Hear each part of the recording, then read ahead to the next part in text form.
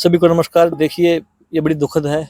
ऐसे अवार्ड वापसी नहीं होना चाहिए और ना ऐसे अवार्ड वापसी गैंग में शामिल होना चाहिए, क्योंकि ये तो सम्मान मिलता हमें, ये भारत सरकार देती है। राष्ट्रपति द्वारा जो देश का प्रथम नागरिक होते हैं उनके द्वारा ये दिया जाता है। और रही खिलाड़ियों की बात, तो खिलाड़ियों को बनाने में खिलाड़ी के मेहनत के साथ साथ उसके परिवार और सरकार का बहुत अहम योगदान होता है। सरकार बहुत ज़्यादा पैसा खर्च करती है खिलाड़ी के ऊपर। और खासकर 2016 रियो ओलंपिक के बाद में जब हमारी परफॉर्मेंस रियो ओलंपिक में इतनी अच्छी नहीं रही थी भारतीय दल की, तो प्रधानमंत्री नरेंद्र मोदी जी ने टॉप्स का गठन किया था, टीम का, टारगेट ओलंपिक पोडियम स्कीम का, जिससे कि खिलाड़ी हमारे कैसे मेडल जीत सकते हैं। और 2016 के बाद 17 से और आज तक खुद बजरंग पुनिया के ऊपर भारत सरकार उन्हें 3 करोड़ रुपए खर्च कर चुकी है। ये सम्मान पाने के लिए जो मेहनत की है, तो ये भारत सरकार की मेहनत है। परिवार वाले को भी और देशवासियों का भी प्यार है।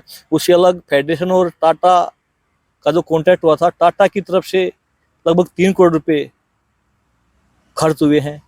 इन 2017 और 18 के से आज तक ये जो 5-6 साल में लगभग 6 करोड़ रुपए एक खिलाड़ी के ऊपर खर्च हुए हैं, बजरंग पुनिया के ऊपर।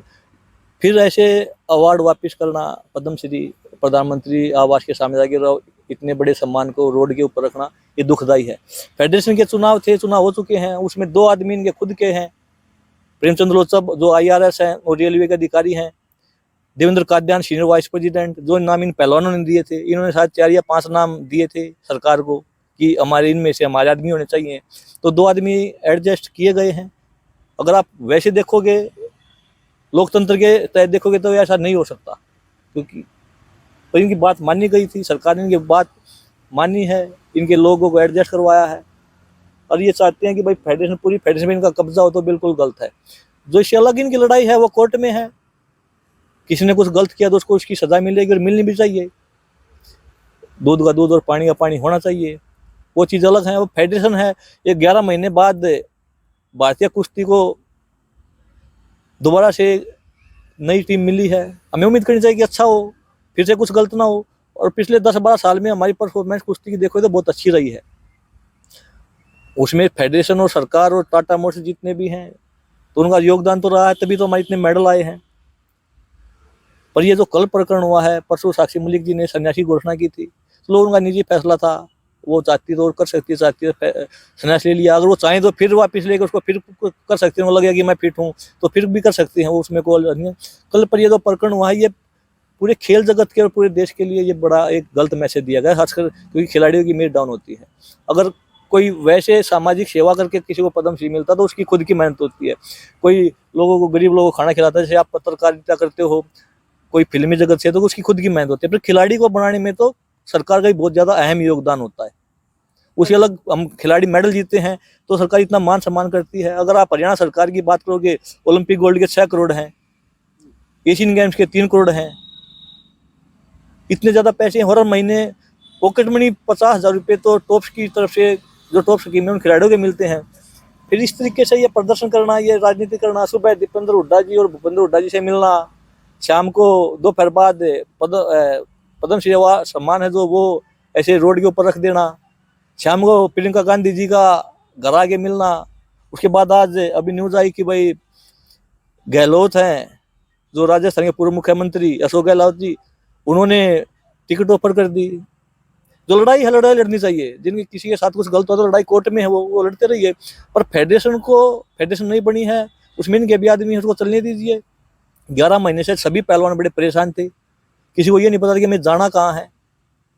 कोई ट्रायल नहीं, कोई नेशनल नहीं, कोई इंडिया कैंप नहीं, कि ये नहीं पता कि भाई कोई टीम जाएगी तो उनके साथ कोच कौन होगा। एयरपोर्ट पे कोच मिलते थे कि भाई मैं आपका कोच हूँ, चलो आपको टूर्नामेंट खिलाता हूँ, पता ही नहीं था क्या है।